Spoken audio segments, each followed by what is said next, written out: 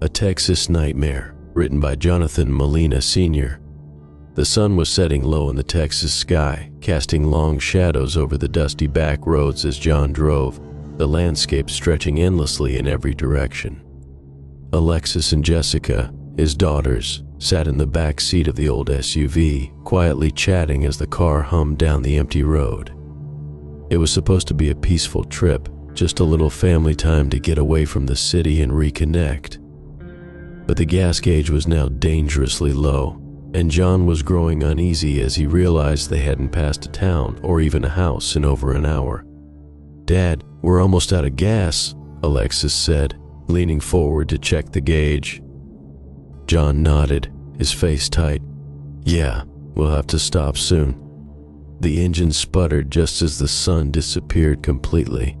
The car jerked and rolled to a stop, the headlights casting eerie beams into the dark nothingness ahead. "Are you kidding me?" John muttered, glancing at the empty gauge. "All right, girls, we're going to have to walk and find some help." The girls exchanged worried glances but got out of the car. The air was thick with the smell of dirt and something else, something foul, that made the hair on the back of Alexis's neck stand up. She wanted to say something, but her father was already walking, his tall frame cutting a silhouette in the dim light of the fading day. Reluctantly, she grabbed Jessica's hand, and the two followed. After what felt like hours of walking in the pitch-black night, they finally saw it, a faint light flickering through the trees. A house, standing alone at the end of a long dirt path. "There," John said with relief. "Let's see if they've got gas, or at least a phone." As they approached the house, Alexis felt a deep, unsettling wrongness about the place. It was an old, decrepit farmhouse, its windows dark and boarded up. Rusted tools and chains hung from the porch, clinking faintly in the breeze. The front door was slightly ajar, swinging slowly as if beckoning them inside. "Dad," Jessica whispered, clutching Alexis's hand, "I don't like this place." "Neither do I," John admitted, but he knocked anyway. "Hello? We ran out of gas. We just need some help." A long pause. Then the door creaked open, revealing a woman standing in the doorway. Her hair was wild and matted, and her eyes gleamed with something feral, like she was excited they had come. "Well, aren't y'all lucky?" she rasped, her voice thick with a southern drawl. "Come on in, we'll take care of you." "Dad," Alexis said quietly, her voice shaking. "We shouldn't." But John, desperate for help, stepped forward. "Thank you, ma'am. We just need a phone or—" Before he could finish, a figure appeared behind the woman. Tall and monstrous, his face obscured by a mask of human skin, stitched together with crude, brutal precision. The chainsaw he carried roared to life, the deafening sound tearing through the night air. "Run!" John screamed, shoving his daughters back. "Run, now!" Alexis and Jessica sprinted into the darkness, their hearts pounding in their ears as they heard their father shout behind them. The sound of the chainsaw grew louder, mingling with his cries as he fought to protect them. They ran blindly through the woods, branches scratching at their arms and faces. Behind them, John fought with every ounce of strength he had, using a rusted shovel to fend off the masked man.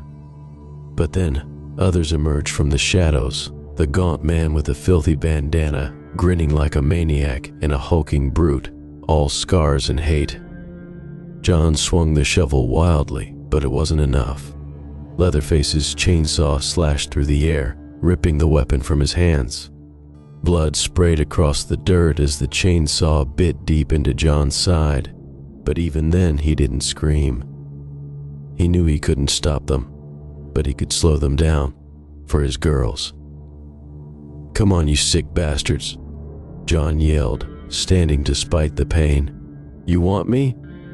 You'll have to work for it." Alexis and Jessica could hear the fight behind them as they stumbled through the forest, tears streaming down their faces. Jessica tripped, hitting the ground hard, but Alexis dragged her back up, the terror driving them forward. Every second counted. Their father was dying, and it was because of them. Finally, they reached the clearing, gasping for breath, their clothes torn and bloodied from the brush. In the distance, they could still hear the chainsaw, the horrifying sound of it revving, followed by sharp, brutal screams.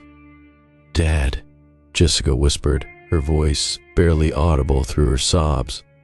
Alexis shook her head, pulling her sister close. "We have to keep going, Jess. We have to." But they both knew what those sounds meant. The chainsaw stopped suddenly, leaving only the deafening silence of the Texas night. John was gone. In the barn nearby, Alexis and Jessica found a moment's reprieve, hiding among old farming equipment, trying to quiet their sobs. But they couldn't stop thinking about him, about how he'd stayed behind, about the way he had looked at them as they ran, the way he sacrificed himself so they could live. Outside, they could hear the twisted families searching for them, the woman's raspy laughter, the scrape of boots on gravel, and the chainsaw revving up again. "We can't stay here," Alexis whispered, wiping her tears. "We have to go." They crept out of the barn, the night so quiet it felt like the world was holding its breath. They ran, their legs aching and bodies trembling with exhaustion. As dawn broke, the first light touched the horizon, offering a glimmer of hope. They reached the highway just as a truck pulled over, the driver rushing to help the two bloodied and terrified girls. They were safe, but the weight of what they'd lost, what John had done for them, would never leave them. Alexis and Jessica would carry that moment, that horrifying night, for the rest of their lives. Every time they closed their eyes, they would see him standing there, alone against the monsters, sacrificing everything to save his daughters. And somewhere, deep in the back roads of Texas, Leatherface and his family waited for the next unlucky travelers to stumble upon their door.